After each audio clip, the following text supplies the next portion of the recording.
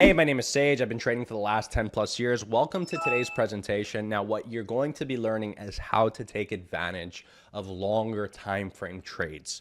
You're going to be learning how to position yourselves to take profits just like the ones we're going to throw up here for you. You need to identify opportunity and you need to master it. And that's what you're going to be learning in today's presentation.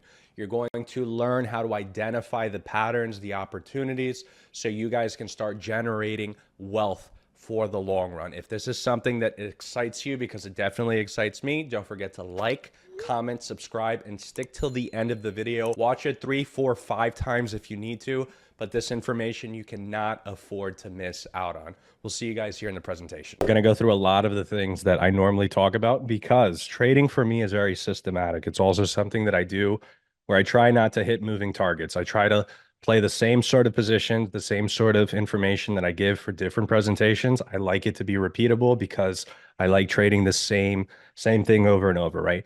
We're basically a 3 to 4 trick pony and it works. It's lucrative if you do it correctly. So I'm going to jump into the slides here. Order option flow is going to be the culmination of either calls or puts that are dragging from one side to the other.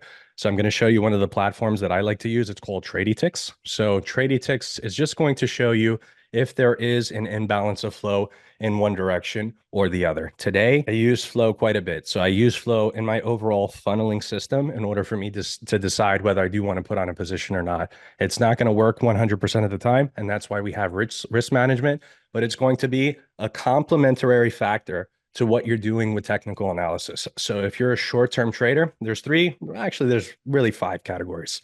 But for right now, for any traders that are actively in the market that are watching the stocks, you really have 3 categories. You have your scalpers, you have your intraday traders, and then you have your swingers, and then you have sort of the subcategory, which would be me, right? So I would be an interim trader, but more, I would say, as a swing trader, but I use a different technique. I use something called put credit spreads, call credit spreads, and I also use something called iron condors. So the majority of you come into this and you're thinking, I want to buy a call or a put, and that's not normally what I do. We do have a lot of that in our group, right? That's the main 2 traders that we have. We'll show you here their numbers here as I'm presenting, but I have a little bit of a different approach. So I want to set that expectation as we're going in. When I'm putting on a position, I'm expecting to make money anywhere between a week to sometimes 60 days. There's a couple positions that I put on today, actually, where I'm looking to make money on the back end. So if that's something that's pertinent to you or that's something that interests you, I highly recommend that you stay till the end of this webinar. We have some goodies for you. We have a free indicator that I like to offer during the webinars as well, but there's really pertinent information, especially if you have a little bit larger capital, maybe $10,000 to $20,000 or plus. If you have a little bit more capital, a lot of the information that I'm going to talk about in this presentation is for you. Now, for short-term trading, I just want to make this clear. Reading order option flow could be a little bit dangerous because order option flow doesn't usually propagate on the shorter time frames. It's usually a little bit longer, between 15 to about 45 DT. Okay, so I just wanted to set that expectation. So now that I got that out of the way, these are a couple trades that I've taken. This is actually from last week. So this is not showing my losers. I haven't had too many losers recently, but these are just a couple trades that I've taken. I've made quite a bit of money on these trades.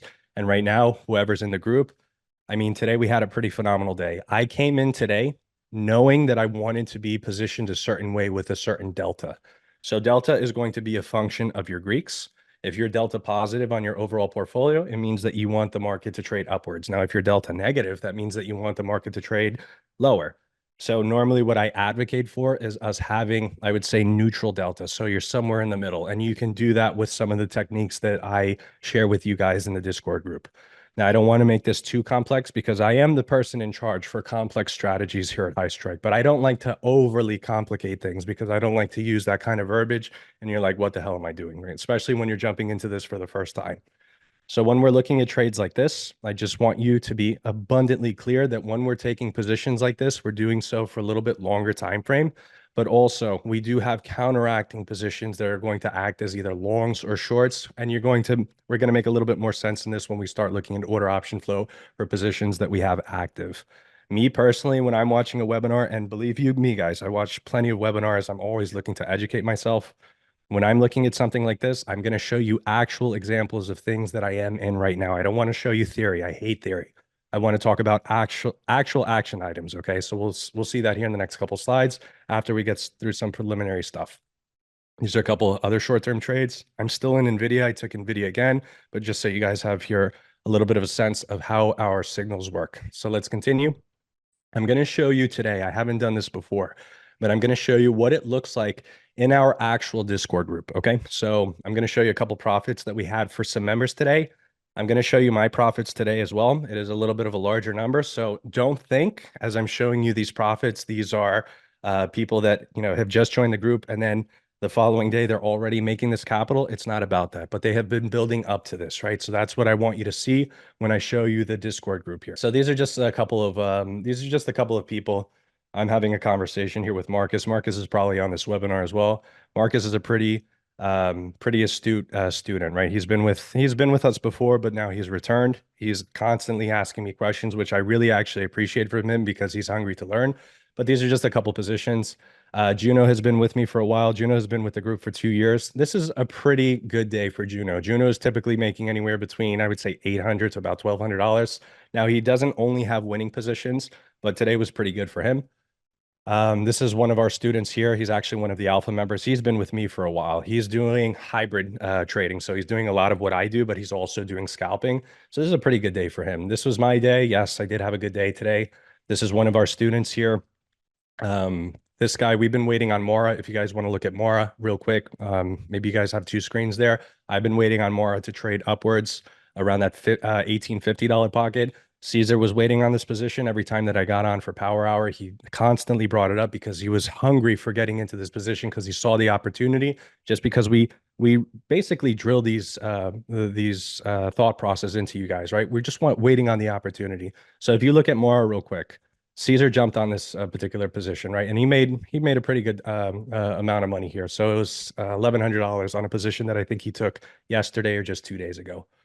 And then these are just a couple others, right? These are not all people that are following just my signals. And remember, this is going to be a culmination of different people that are following different signals that we have in the Discord group, but you guys have an idea, right? So I made quite a bit of money today. I would say I'm pretty satisfied with the capital that I made today.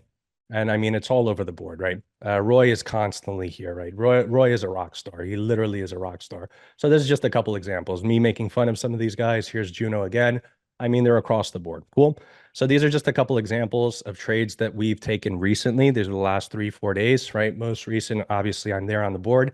I don't like to always post my gains because sometimes people will get an inflated decision that you can make this money like that. I've been doing this for 10 years, so you just want to be careful. You want to be setting expectations accordingly. But the possibility for us to get to these positions is definitely there. That's the expectation that I want to set as we go through this. Now, today's agenda, we're going to be talking about order option flow. We're going to specifically be talking about how to point out and start building an opinion on whether we're looking for either a long or a short position on a particular underlying. Now, if you're someone like me, I like to take notes during webinars. I think today would be a very appropriate situation to do exactly that. There's a couple of points that I'm going to outline for you guys that you really need to start paying attention. So even though we're going to do this for an hour together, there are a couple of things and action items that you can induce for yourself watching a couple of YouTube videos on just how exactly you would go about reading order option flow independent of what platform that you choose. So these are going to be my agenda items. We're going to talk about indicators because remember, we talked about two functions here. We're looking at technical analysis, and then we're also looking at order option flow. They are interdependent, but also connected, right? It's a little bit of a weird concept, but one works with the other. And they do act separately, right? So they're giving you sometimes different pieces of information. So I'm going to discuss this when we talk about today's price action because today was quite significant.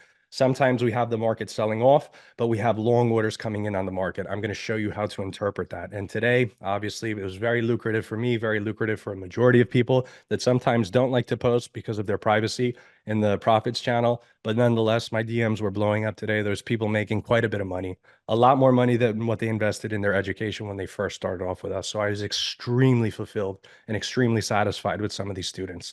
It absolutely, man, sometimes with some of these kids, they're coming in here with like $1,000 and they turn it into like 7 grand and, they buy a motorcycle. And for me, I'm ecstatic for them. We've actually had that situation here in the group.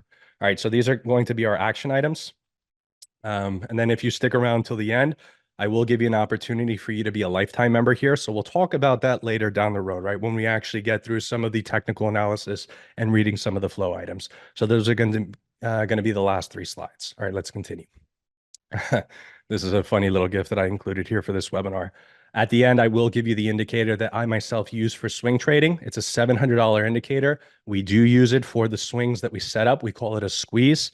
And this indicator will be absolutely free by the end of the webinar. If everything that we talk about during this presentation, if it's not applicable to you, at least you get this indicator that I myself have the receipts. I paid $700 for this bad boy. Y'all will get it for absolutely free. Okay, so at least stick till the end of the presentation so you guys can at least start using this particular indicator. It's a pretty good one. All right, and this is what it looks like, right? $700 value, and this is the TTM squeeze. It's a little bit different than the regular TTM because it doesn't fire all the colors that you have here. I digress, right? This is pretty clear. I like to recommend books. I've recently bought about 6 or 7 books for myself. They're pretty thick books. Right now, I'm learning a different skill set aside from trading because I'm constantly looking to improve myself. I think that this is one of the best books that you can apply just in your general knowledge and for you to set up that, I would say, pretty much warrior mentality. And this is a really, really good book written by a really, really decent human being. So if you've ever read any other works by Ryan, I mean, he knows his stuff, right? He likes philosophy. He likes talking about specific leaders and specific people of high positions that really had to go through the grind.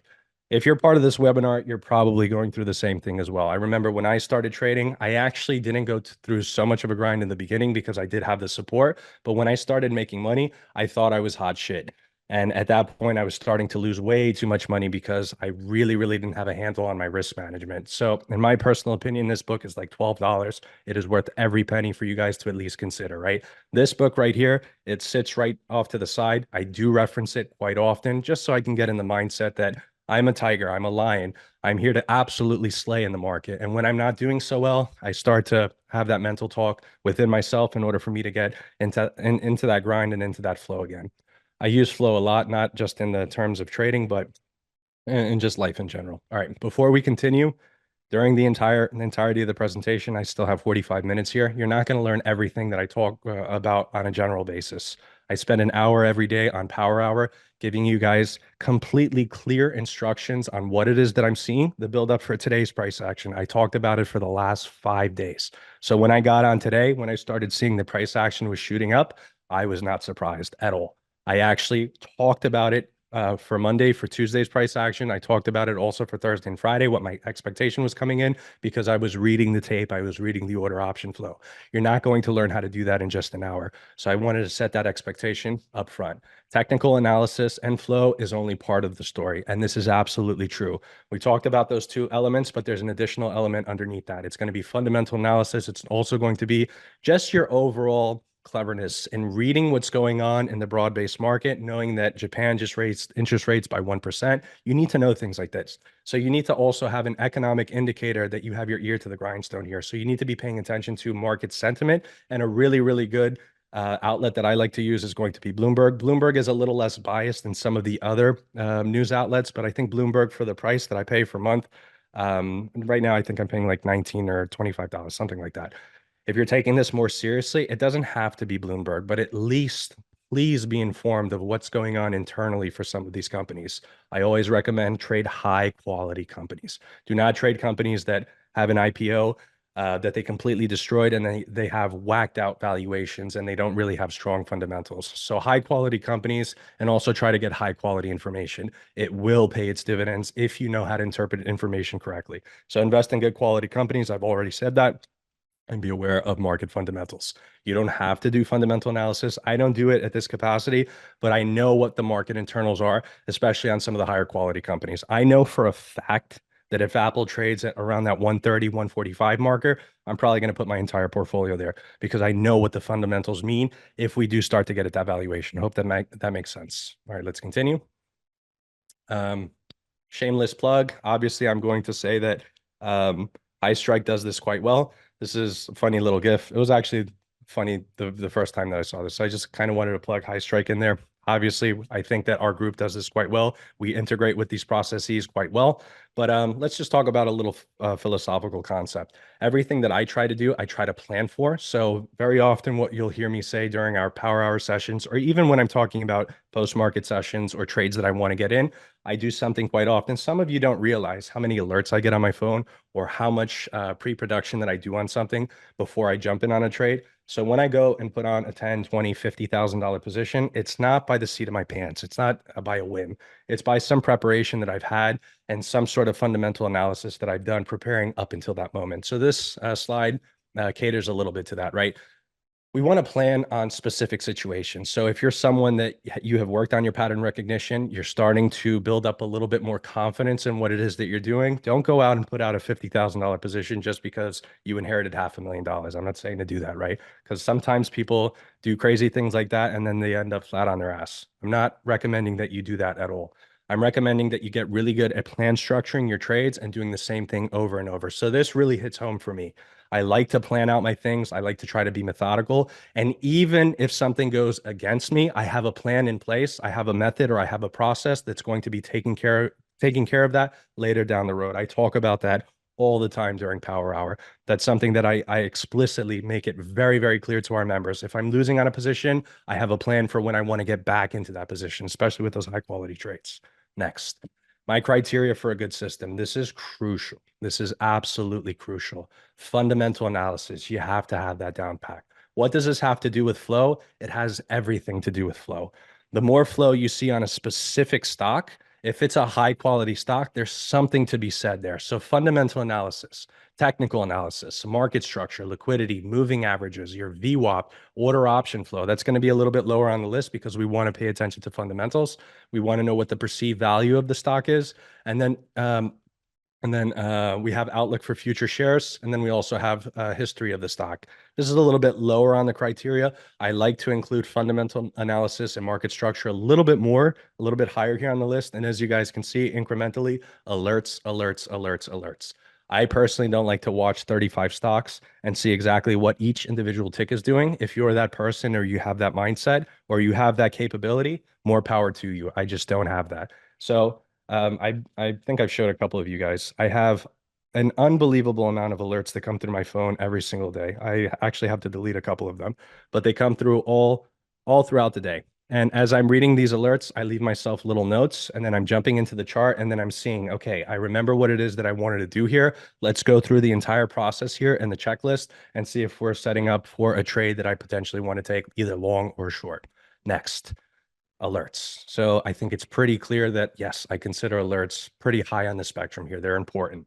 Next, and we set alerts all the time during Power Hour, guys. The tools that I'm going to be using or showing you today, I'm going to be showing you TradingView, TrendSpider, TradyTix. TradyTix is going to be my concentration for today.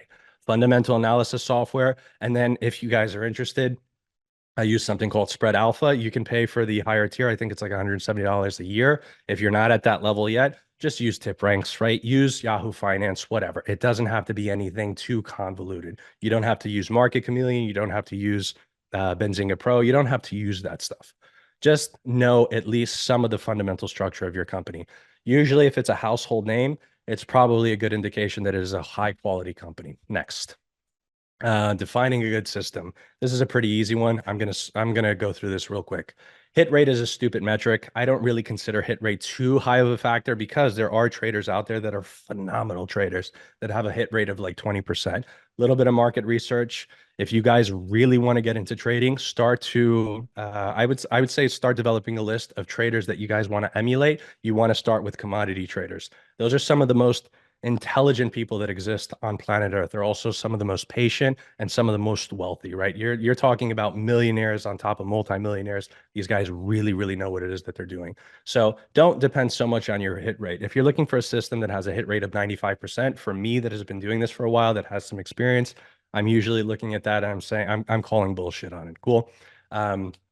Doesn't depend on too many complicated factors. Everything that I'm going to show you, y'all can probably learn this within a month.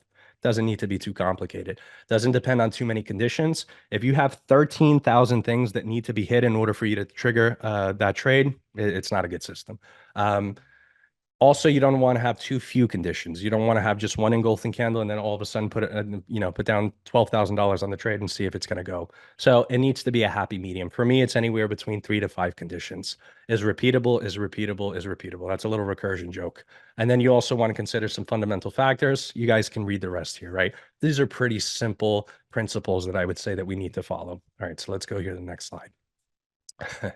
What indicators am I going to show you today? I'm going to show you a combination of these indicators, but I'm going to focus a little bit more on the order option flow, okay? I'm going to show you them on a couple of stocks. I'm going to show you on, these are pretty much all the trades that I'm in right now. So they're not examples, they're not theory. These are actual positions that we're making money on. So let's continue. These are some trend confirmations. I'm not going to spend too much time on this. I usually like to spend time on this when I'm talking specifically more about price action. Some of you have been with me already a little while talking about price action, not only in the DMs, because a lot of you DM me after the webinar, which I completely appreciate. But these are just some of the factors that you can consider when you're looking for some confirmation factors in terms of price action. But today we want to focus on flow. So later when you guys get a copy of this, if you want to go through this line by line, feel free to do so. I don't want to spend too much time on this today. Risk management, also very important.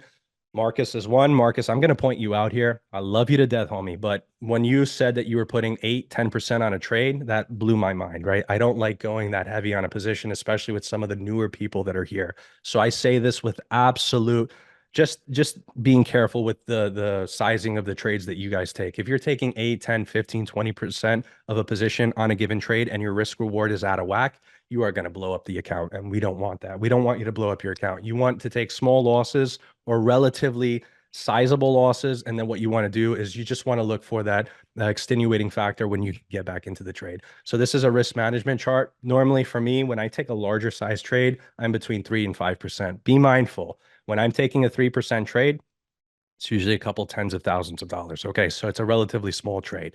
However, for you guys, don't think in terms of numbers, think in terms of percentages. So this, you guys can also see after you get a copy of this webinar, if you want to spend a little bit of time of how we go through these action items and how we set up for risk profile, this is a really good slide to study. Next. Now we're actually going to talk about implementations of flow, both on capitalizing on what it is that we're seeing in the market and also if there is any left feet out there, right? So what I mean by that is if there's anything that's really sticking out and really is going to propagate a decision for us to be making. So I'm going to read through this verbatim just real quick because this is the focus today of our webinar. Order flow refers to the buy and sell order entering the market. So this is pretty simple, right? It's pretty simple to understand. It's very difficult to engage with. So including the volume and direction of these orders in the context of options, not shares. Level 2 is different than the tape that we're getting per relative volume for option for calls and puts. So if you're looking at level 2 and you're thinking that that's order option flow, it's not. It's flows for shares. It's very different than it is for options. So they're contesting things. They're not completely mutually exclusive, but also they are different. Okay, so you just want to make sure that you understand that. In the context of options, order flow analysis involves tracking the flow of buying and selling activities for the option contract. Some of you are like, how the hell do you do that? Well, you have third-party software that was not readily available to retail traders up until recently. When I started trading, this stuff cost a lot of money, man. It used to cost quite a bit of money. I remember I was trained on the terminal, right? That thing is flying 10,000 miles an hour, and you have to try to capitalize on all this information. Today, it's not so I wouldn't say it's not so like neurotic. It's not so crazy. If you know how to interpret the data, you should be okay. Importance of reading order option flow. I truly believe this. I truly believe this. And I put capital, I put my hard-earned money behind this concept right here. Understanding order option flow can provide insights into market sentiment, which I do believe in, potential price movements, which I also do very much believe in, and opportunities for traders to capitalize on. It helps traders gauge where the institution money is flowing and identify potential accumulation or distribution patterns. Very, very important. It's about the pattern recognition. Let's continue. Basics of calls and puts. I'm going to go through this quick. Call, you want the underlying to go up if you buy it. And then a put, if you buy it, you want the underlying to go down. It's a little bit different when you're doing it my style. When I sell a call, I want the underlying to go down. The opposite of when you buy a call. Now, when you sell a put, that's a bullish indication, or that's a bullish sentiment, I should say. So when you're buying a put, right, you want the underlying to go down. And then when you sell a put, you want the underlying to go up. This is going to be the difference between buying a call and put and then selling your put credit spreads and then your call credit spreads. So make sure you understand the difference, because there's a I'm going to tell this story real quick. Zach is not on right now. I took an earnings trade one time for Tesla. This earnings trade was about a year and a half ago. Tesla, for this particular earnings, I was reading order option flow. Many of you will recognize this story. I signaled a long position for earnings on Tesla because the accumulation was there. I put on a position and I actually sold a put credit spread. So I had a bullish opinion on it. So when we were going into this, right, Zach was still relatively new on this position, but he thought he went on a long position on Tesla. A lot of the people that have been at least 2 years in the group remember the story because I tell it all the time. He put on a position and was down $65,000. No joke. God rest his soul for that particular time. He ended up making the money back using different implementations, but at the time, he didn't really have the context of the difference between buying a call and put and selling that put credit spread, call credit spread. So when he set up his order, he was a little too ambitious, so he oversized on the position and he ended up eating $65,000. That is quite a bullet to bite, right?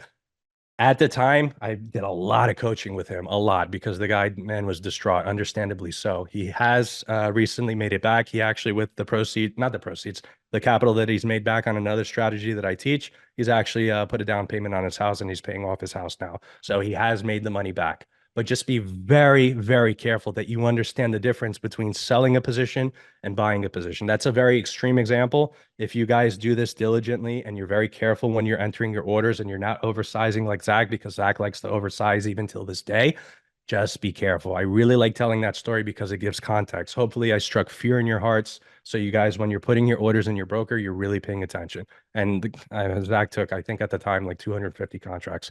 Don't do that. Next. Order option flow indicators. These are three that I want you to pay attention to. Using implied volatility as an indicator. I put this on here. I don't use this. I like talking about implied volatility as it's spiking, but it's only relative to the overall abundance of either calls or puts. I'm not using it simply as an indicator by itself. So implied volatility, I know for a binary event, it's always going to expand. And then after that binary event, it's going to contract. I understand that very well as an option seller. Now, I'm not using it as the de facto factor for me to pull a trigger on a long or a short. I just use it in conjunction with the next two. It's going to be interpreting option skew. So as I'm looking at two piles, if I look at a pile where it's obviously 80% calls versus 20% puts, what position do you think that you're going to take? Well, you need to analyze it a little bit further. If those call positions, the majority of them are sold, then you have something to think about. But if the majority of the flow is 80% positive flow, 20% negative flow, and you have all those positions pointing 2 to 3 months out, I think it's pretty indicative that you probably want to look for a long position off of a demand level. That's how you guys need to start thinking about these. And then utilizing order option Greeks. I talk about two Greeks very often. I talk about delta, which is going to be the function of directionality, and then I talk about theta. If theta is very high, usually at that point in time, I'm doing additional analysis and seeing where I want to set my strikes when I'm allocating my position, okay? But the most important one here, y'all don't need to study all this. You don't need to know this verbatim, but interpreting option skew, that is the number one thing that you need to pay attention to. Cool. I'm going through a lot of homework stuff here. I promise you we will jump into the charts and talk about these, but y'all need to know the definitions, especially for the newer guys. If you're a little bit more advanced and this stuff is like 101 for you, sit back just a little bit. I want to make sure that the newer guys understand this, because when I start looking at the pretty dots and looking at the difference of calls and puts, you need to understand the context. So recognizing accumulation through order option flow, we've already talked about this. It's the imbalance of one side to the other. When you're pretty much 50-50 or 55-45, there's not a very strong option skew. So, when I'm doing power hour or my earnings trades, if the skew is not really pointing in one direction or the other, I'm normally not jumping ship on the trade, right? I wanna sit out on the trade. And then also understanding key support and resistance levels. This for me is my strategy. If you understand how it is that I trade and how it is that I make money and how it is that sometimes I post 20, 30, 50, $100,000 days, this is how I do it. I'm using key support, key resistance levels. In my opinion, I like more support than I do resistance, because overall, I am just 100 internally a bull, right? I like taking positions, especially when the market is really, really selling off. We're looking at the market now at all-time highs, but when it was really down there, holy crap, guys, man. I used to put on so many positions because I knew it was going to recover because I understand market cyclicality, but I digress. So understanding key support and resistance levels on top of that fundamentals and on top of that order option flow, forget it. You have a recipe that's going to ultimately give you a crap ton of confidence in the market. Hopefully, I'm conveying that because I get excited about this, guys. All right, we're going to talk about SPY, Qs, NVIDIA, AMD, Google, Microsoft, and Apple. I am in, or I was in every single one of these positions, excluding AMD. I'm still waiting on AMD, right? So everyone's good. Everyone's following along. I know I have a tendency of talking quickly, but I want to make sure that I'm getting through all this information, right? So I have a couple minutes where I'm going to talk about these specific stocks. I'm going to show you my broad-based board here right now. I think everything aside from net is a trade that I'm in, and pretty much every single trade I'm trying to look at one where I'm losing on. I'm not in IWM. I'm not in DIA. I said that I didn't want to take those trades, but pretty much Microsoft I've been in since 404. Apple I've been in since 169. We're going to talk about a few of these positions and why it is that I took them the way that I did, and then we'll talk about pattern recognition, and then we'll talk about order option flow because that's what we want to get into. So the first thing that we want to do is we want to look at SPY. I'm not going to go overly technical on this for price action because that's not the focus here of this webinar. I've talked about price action quite extensively for some other webinars, which I apologize. Sometimes I go 2 hours for those webinars. But in terms of price action, three things that I like to look for. I like to look at moving average crosses, and I like to look at volume. And I also like to look at where we are relative to support and resistance. In my personal opinion, I've been calling this level out for, I would say, about 2 weeks. I said I wanted to get long SPY at 508. Why do I want to do that? Well, that's where the support level is. And then below that, if you guys see, really, really cheeky, but it's simple to understand. That 502 to $504 level, this is where I was going to start looking for some long positions as well, right? So we're in right now, our market structure right now is bullish. If you have an argument against that, I will bash you upon the head because we are not in a bearish market right now. Nothing about the commentary that we got here from Powell, nothing about market structure is really pointing us lower, especially of what he said today. I'll talk about that comment later in the presentation when we open up for questions. But nothing in the market for me is really structuring any short side. So aside from that, I'm starting to look at order option flow. So what did I do, Nate? Nate is on the presentation. I don't know if Nate was on for Power Hour for the last 5 days, but maybe someone here for the webinar was. What did I do for the last 5 days? What did I say in the admin group? What did I say in our spread chat corner? I said that I didn't want to be short the market going into FOMC for a couple specific reasons. But one, today we saw a pretty big one, order option flow. So let's check that out. Because some of you are like, all right, just get to the order option flow. I get it. Trying to build it up here so I can make it dramatic. But I'm going to go a little bit lower. This is one of the platforms that I use. Any platform that you use and you trust and you've been using for a little while, don't jump into a platform, use it for 3 days, and then knock it off because it's not working, right? You need to know how to work your tools. And a wide variety of tools, they include courses for you to learn how to use them. But in this situation, right? If you're not a person that likes to interpret data, you're going to look at this and you're going to say, wow, SPY and Apple have a lot of short positions. So let me explain this. This is going to be the call market dashboard and the put market dashboard.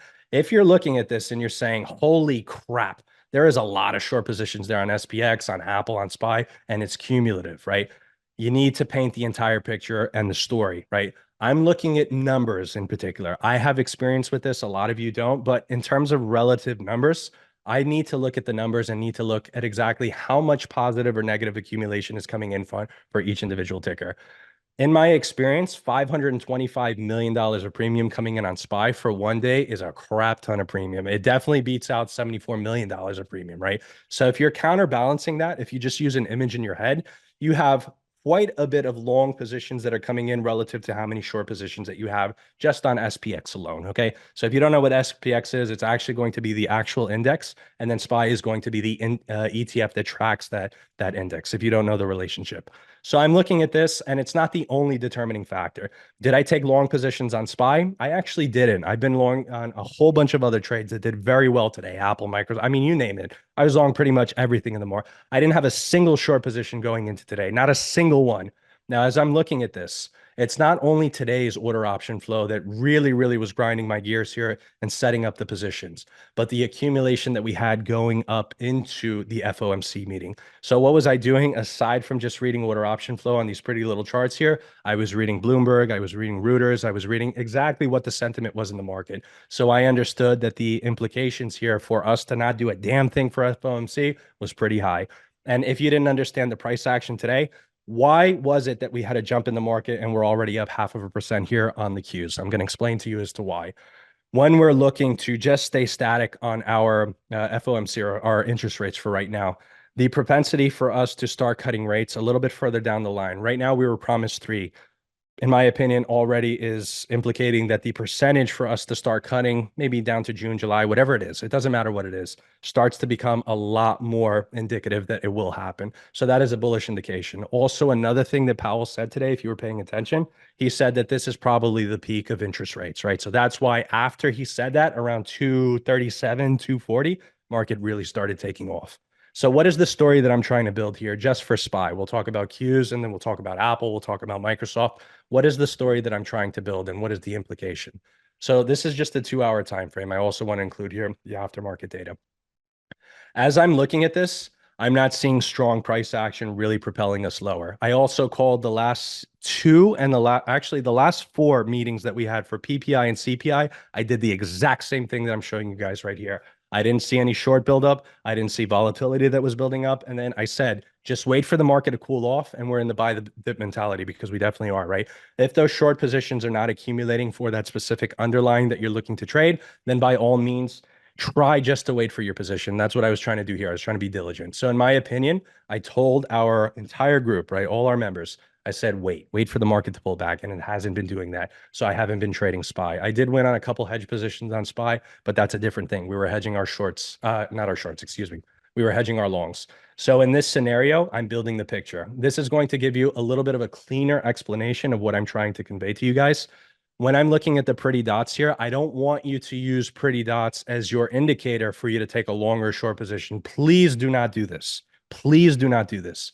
But when you're looking at this, just by a very quick, analytical view, when you're looking at this, if you see a large accumulation for one side or the other, then from here, you want to start building your opinion in your platform, in your cheddar flow, in your quantum analysis, whatever it is. I like to use TradyTicks. I've learned to trust TradyTicks quite a bit, and I advocate for them. They're not the cheapest option. Right now, I think they're at $69 a month. I got in at 50 when they were still starting to build traction. Still well worth the money, in my opinion. So when I'm looking at this, I'm looking at, is the accumulation to the long side? Is it to the short? And then from there, guys, I'm jumping into TradyTicks, and then I'm seeing, what are the numbers telling me? So the numbers here, when we were going into FOMC, I got in on Power Hour and I said, yo, I do not want to be short this market because there is a hell of a lot of long positions that are coming in on SPY, right? So hopefully I'm able to convey here in this very specific situation, we were not reaching an equilibrium. We were incredibly imbalanced. So when you see this unbelievably strong imbalance levels, there's probably something brewing, okay? This is a very extreme example. Now let's jump into Qs. And I'll try not to yell so much. I'm sorry. I get excited, guys. Now let's look at Qs. That was a very extreme example. So the Qs is going to be the same thing. I actually called 520 out on SPY, by the way. And you guys, I mean, anywhere in the admin chat or even in the Discord group, I called 520 out. I can't tell you how many times on SPY. I think I've been calling it out for the last month. But let's go back here to the Qs. When I'm looking at the Qs, I want to look to see if there's an accumulation of orders, and then I want to see what I call pockets. Remember, I can't teach you all the terminology in this 1 hour, but if we have pockets of orders and they're accumulated for a specific strike and also for a specific expiration, I want to start paying attention. There is a way for you to do that. We were looking at PLTR during our session, but there is a way for you to do that here for this platform as well. So we're going to go into this. And when I'm starting to look at the daily heat map and I'm looking for accumulation in strikes or what have you, I'm going to go a little bit lower and I want to look at what I call pockets. So pockets are going to be a specific strike, specific expiration, right? So I'm looking to see if there is an accumulation or a pattern that is starting to build up around that specific strike. Is it always going to be clean and always going to be 100% green like this? Never. If you ever get that situation, call me up because we're going to hit the jackpot on these positions, right? But it's never going to happen that way. So you go a little bit lower, and then you're starting to use your analytical skills. You're going to go lower, lower, lower. You're going to make the determination. Is the daily volume favoring the longs, the shorts, so on and so forth? Daily open interest. This is extremely pertinent information. Then you're going to go lower and lower, and you're going to see, is there accumulation surrounding a specific expiration that I'm thinking about trading? In my opinion, I like to go 30, 45 days out. So let's look for a May position. So I'm starting to look at this, right? And I'm going to give you a little bit tip here. This is a little expert tip that I'm going to throw in here. For the indexes, the majority of the indexes are usually being shorted. Now, there's a reason why that is. For indexes, the majority of the people that have money in the market are holding shares. Remember what options are. And remember, I said that not everything is 100% clean and crisp there on your chart. You need to understand this concept. It's very normal for us to hedge positions there for our shares. So you want to be careful. Some of you might look at this and say, holy crap, we're shorting the crap out of QQQs. Not necessarily the scenario. This is where you have to maybe build a little bit of repertoire and build a little bit of confidence and notoriety here with your platform and really know the tools that you're using, know how the market works in order for you to start gauging with this information. This is why joining our group, I'm so sorry to say this, man, but it's a shameless plug. Joining our group and being surrounded by people that know the market, by people that have been doing this for a little, I mean, it's invaluable. It's absolutely invaluable. And I like bouncing off information, bouncing off ideas with other traders that have been doing this longer than I have because they have a different interpretation. So it's the same thing here. I'm looking at the cues, I'm going a little bit lower, but I want to know where the accumulation is for a specific strike, and I want to know for a specific time period. As I'm looking at the cues, I want to see, is there an imbalance for the long side, the short side, what date it is, what strike it is, and how much the premium is coming in, okay? So now we have the cues. We're building that story. Let's go back here to the chart, and let's just briefly talk about technical analysis. I have not taken long cues, and I refuse to take long cues because right now it's not interesting to me. There's more trades that I thought were so much more interesting than the cues and the indexes. Now, Nick and Ben Chafee do this all day long. So if you're thinking, I'm going to join the group and I don't, Sage doesn't trade the indexes, I don't particularly focus 100% of my efforts there, but our two main traders do. They're trading this day in and day out, and they're a lot better at this than I am. Their numbers are so much better than mine. So I digress there as well. Even though I'm not focusing on the indexes, I am focusing on the pattern recognition and the opportunities on just some of the indexes, not the indexes, the equities that make up those indexes. All right, so let's talk about a couple levels here. I mentioned that I wanted to get long. Some of you probably already know this.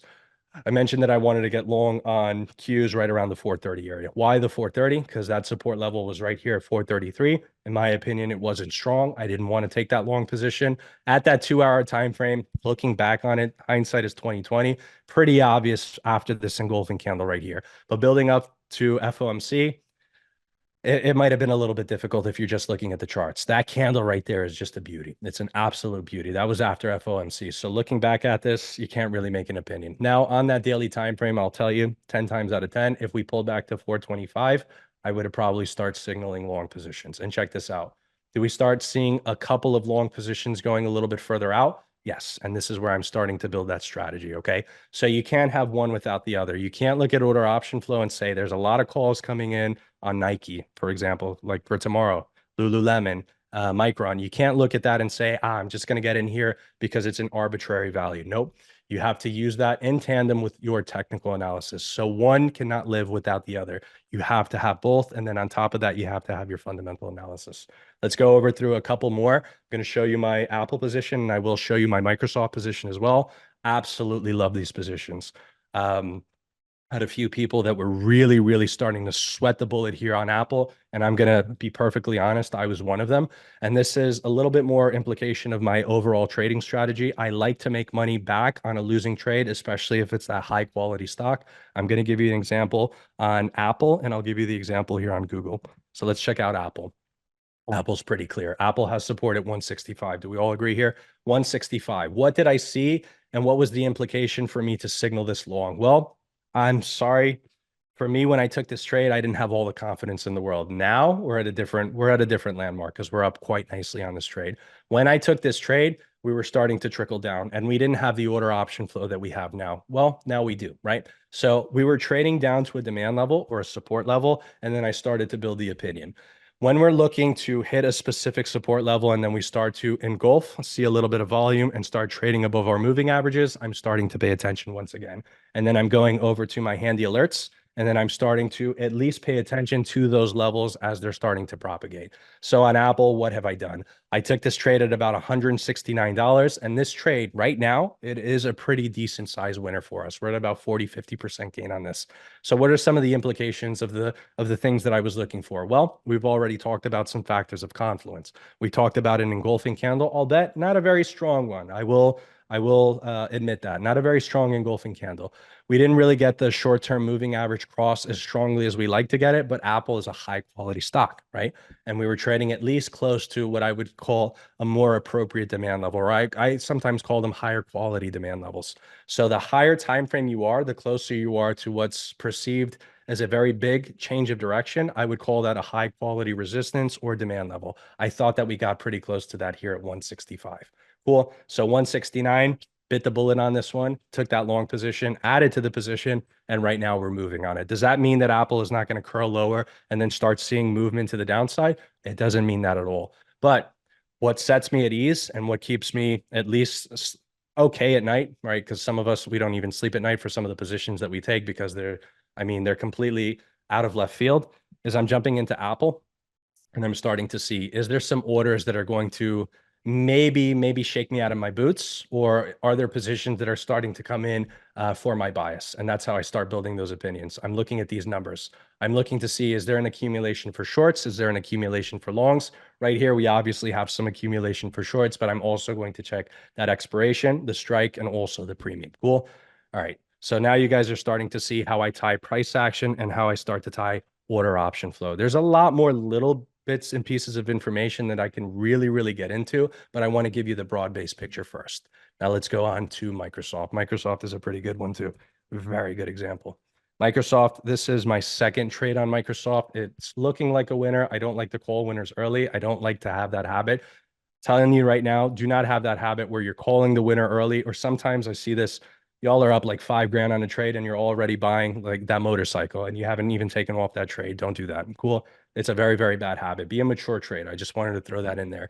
So start to celebrate the trade when the trade is off, not beforehand. And don't call a loser early because that trade can start turning into your overall direction. So don't give up on trades too easily either. So on this 1 hour time frame, check this out. I did take a trade on Microsoft. I actually took it when we were consolidating here. We consolidated for the longest time on Microsoft. So we were hitting this, right? This is a trade that's already gone. This trade expired for March 15th. But when we started trading lower on Microsoft, I noticed something. I noticed around that $400 level, we saw some support, and it was a pretty strong support. And what I do is I like to look at sweeps that are coming in. That's another vocabulary word. So when sweeps are coming in, I want to pay attention to those institutional orders, because very often it's not a retail trader that's putting in a $5 million order. 10 times out of 10, it's not. It's an institutional order, or at least it's an opinion that has a strong bias. The larger the premium and the shorter time frame and the closer it is to the at the money strike, usually the more ambitious the trade is. If you're looking at a $10 million order coming in on Microsoft at 250, that's an institutional order. That I would say that that's a turtle right there. But if you're looking at an order that's coming in for a 430 strike on Microsoft going into next month at $15 million, probably want to pay attention to that order. So if you're starting to see that pile up, that's what? That's pattern recognition for your order option flow. I did see that on Microsoft. So when I started seeing that on Microsoft, we were not propagating on the chart quite yet. We were not doing that quite yet, but we were starting to, at least for the short term, starting to engulf around the 404 area, which coincidentally, I did get long on Microsoft at this time. So there is such a thing as accumulation and also alleviation. So let me explain this concept real quick.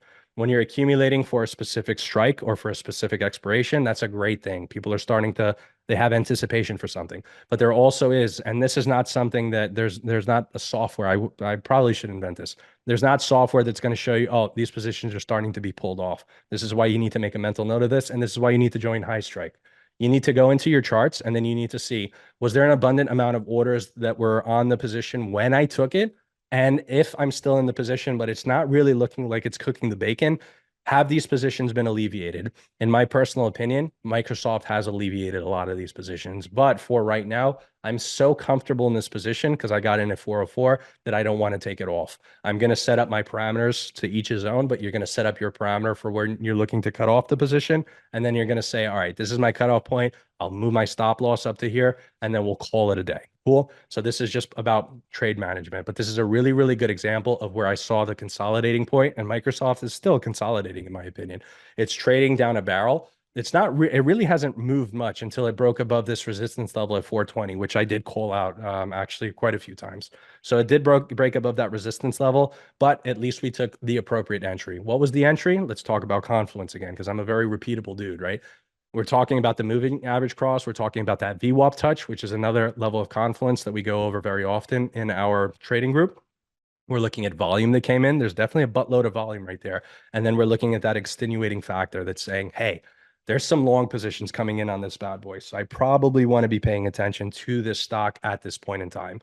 Is this going to be for every little stock that you guys watch, for every little coin, or for every little crypto stock that we're watching? Yes and no. But I will tell you, for about the 50 biggest companies, you want to be paying attention to, I would say, those blue chip stocks that have those orders that are coming in, because when they come in, they're significant, and there might be a large pool of money that's starting to propagate underneath that stock. It might take a while. I've been waiting on Nike forever, man. If Nike falls here for earnings, I would love that. I would love Nike at 79. Forget it, man. Forget it. I would absolutely love Nike if it traded all the way down to about $79. It's not going to happen, but I'm just saying.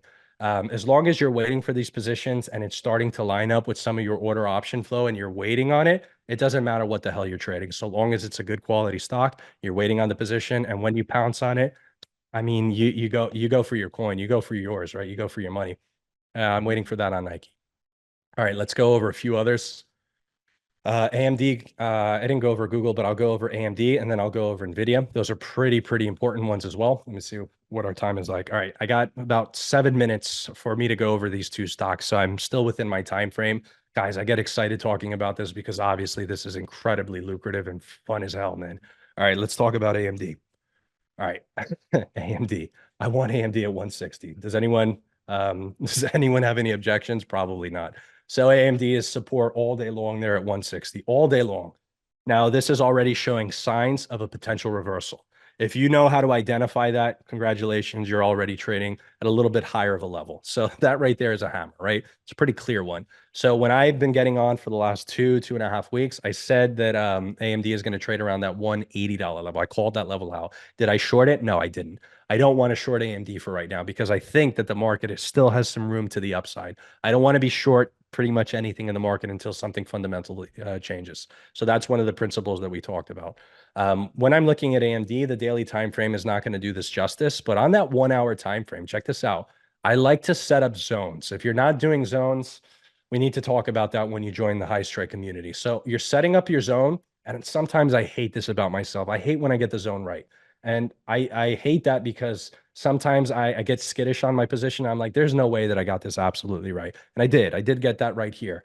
I'm not so convinced on the price action quite yet. And the reason why I have that skittish opinion is this right here. I don't like that. I don't like the short accumulation going into short expiration. So for me, I'm not seeing buyer step in. So for me, this is going to be a false or a trap. I'll call it a trap here. So this is going to be a false signal for me right now. Are we getting some engulfing there on the larger time frames? Yes. Yes, we are. Now, some additional levels of price action confirmation. We have not broken, at least in my opinion, we have not broken the downtrend line right now. We have a corridor jumping into this $180 level, and we don't have too much order option flow supporting the opinion that AMD is looking to pivot. There's a couple of semiconductors, guys, that I'm not going to have time to talk about here, but I want to catch 4 of them, and I want to make some money on them, man. I want to make some really damn good money on them. AMD is one of these situations. All right, so I'm looking at AMD. We're trading at about 180. That 200 strike looks interesting. Let's go a little bit further out. Let's do the 19th. All right, so we got some long orders there, right? So we see that very clearly. A little bit lower, we want to see if there's any accumulation really starting to pile up here. I don't see it quite yet. For me, it's still imbalanced to the short side. So there's some long orders that are coming in there, but there's still that 22nd of March, $16 million of premium that is kind of, I don't love it. I don't love it. And if I don't love the trade and if it's not hitting those factors, those conditions, those 3 to 5 conditions that I have, then I don't want to touch it. I would prefer to take things that are a little bit more obvious. So at the time when I took that Microsoft, that Google trade, Google I just took off for 90%. A couple of these positions I wanted to line up. I'm looking at 5, 10 stocks and I'm saying which one is the better, which one am I going to cherry pick right here? AMD is not in that situation, not in the doghouse quite yet. Tell you, man, AMD, if y'all, even if you don't join the Discord group, if it gets to 160, knowing your heart of hearts, I'm probably going to be all over this trade around 160, provided that we do have that engulfing candle, we have that volume, and we have those conditions being met. So that's AMD. Cool. Everyone understand why it is I don't love this trade long. There's the factors there. There's a couple factors. And then on that 2 hour time frame, in my opinion, there's still room for us to fall down to the $160 level. If we can get that liquidity sweep and then start trading up, I would love that. And you know what's doing that right now? Man, I love talking about this stuff. Uh, Damn, man. I called 172 on BA. Some of you will remember it. I am so pissed I didn't pull the trigger on this trade. That is an engulfing candle if I've ever seen one. But this right here, I'm scared as shit of taking this long. It's probably not going to see a long for me for a little while. But that is an engulfing candle. That is some of the factors that I would consider you guys take. You have that volume. You have the moving average crosses on the shorter time frames. You sure as hell have an engulfing candle, and you're trading into one of the zones that you set out for yourself that is a pretty significant demand zone. This isn't part of the criteria, but for you guys to have a visual and what it is that I'm looking for there on AMD. And then lastly, I'll do NVIDIA. Hopefully you guys are getting something out of this, man, because this is literally the setup in the system and some of the thought processes and the methodologies that we use to set ourselves up for success. I can't believe that this is trading. That is such crap. I didn't even notice that till right now. Oh, I took a loss on Dell recently. All right, what am I looking at on NVIDIA? I took some pretty substantial positions on NVIDIA. Why did I do that? Order option flow for me was pointing in that direction for right now. So we did get a decent move there on NVIDIA for the time being. If I'm going to look on NVIDIA for the expiration that I picked, I went 60 days on this position. I sure as heck want to make sure that there are also institutional orders that are accumulating around that expiration. Why do I want to do that? Just internally, you don't have to answer this, but I want to follow the large orders, right? I'm a small trader, and you guys are small traders as well. I'm just a drop in the ocean. So I'm not looking to fight the market. I'm not looking to put on a short position on SPY and think that my $5,000 position is going to do something. It's not going to do anything. Even if you take a $5 million position against SPY, it's not going to do anything. You want to look to go with the institutions and go with the larger orders, because those are really what's going to potentially move the market, right? You don't have enough liquidity. Not all of us pulling all our money together can move the market by any stretch of the imagination. We don't have enough capital to do that, but it makes sense to follow large orders because that is what potentially can move the market. What was I going to go into? NVIDIA. It makes sense. It makes common sense, man. All right, so let's go a little bit lower. Do I see accumulation here? The one thing that I absolutely hate on NVIDIA is that $50 million order right there. I hate that. I hate that so much, right? Because I'm long on NVIDIA. I go a little bit lower. I am up on this position currently, especially with the move that we saw after hours. I am up on it, but negligibly. But I still want to make sure that if I'm looking to hold on to this position, I'm still looking at accumulation for some long orders. Now, this is only showing me today's flow, right? If you want to look for an accumulation of orders that are coming in on either NVIDIA, Tesla, AMD, what have you, there is another action item that you can use here. I don't want to go into too much of it because I'm already here slapping on the time frame. But when I'm looking at daily order option flow, I'm usually looking at this and starting to build a picture, not on just one stock, but I go to my main dashboard. And that main dashboard, this is what it looks like. I'm pretty sure you guys saw this before I started presenting. Going to go a little bit lower. And I'm looking to see, is there opinion being built on a specific position? We already saw those nasty orders that were shorting Apple right there, right? We got a good entry on Apple, so I might look to pull this off the hook real quickly. But I want to start seeing this. Are we coming in on some semiconductors? Do we have long positions on NVIDIA? So on and so forth. At the time that I took this position, I took it at roughly $865. So right now we have about a $40, $50 cushion on it, right? When we start breaking below, or when we start shifting our sentiment, then by all means, I'm looking to whip that trade right off. Okay. I'm going to go through this real quickly. Bear me 30 seconds. I just want to encompass everything that we talked about when we're looking at the broad-based market, specifically when we're looking at just the tickers that we like to trade. When I'm going into my dashboard, I just want to see, this is exactly the process that I take. I want to see what people are going long. I want to see what people are going short. And then from here, I'm using a different tab. And then I'm going into exactly what the expirations are, what the premium is, what the strikes are. And I'm starting to build that opinion. But that alone is not enough for you to take a trade. It's not. What you need to do is you need to start using your technical analysis as well. And you need to use your experience with this and see exactly what your pattern recognition is. If we're trading specifically surrounding a desirable demand or a desirable support level. And then from there, you want to try to put 1 and 2 and 3 together. That's how it is that we go about trading the strategies that I'm talking about here. Now, this works more longer time frame. I'm not going to sit here and say that this is going to work for you to take a trade long on Nvidia going into next week. No, I'm not going to sit here and do that because I don't do it. I don't believe in it. Not that I don't believe in it, but I don't do it and I don't make money off of it. And I don't want to convey that. I want to show you guys how it is that I'm making money, how I had a day like I had today because I prepared for it. I was set up correctly for it. We still might get some pullbacks here in the market, but all in all, I'm in a pretty good spot, right? I'm perched quite nicely. And today I look like a rock star, and it's not always the case, right? Sometimes we need to defend our positions, so on and so forth. But what I want to convey to you guys is that we have at least the setup, the systems, the methodologies, and also just the confidence and the experience, not just with myself, but with Shafi, with Nick, collectively, with our entire group, man. We have, I think, over 30 years of experience doing this stuff. I'm the old guy in the group. I do have a little bit more experience with the more technical side, but all in all, man, I'm not doing the scalping like our ninjas are doing.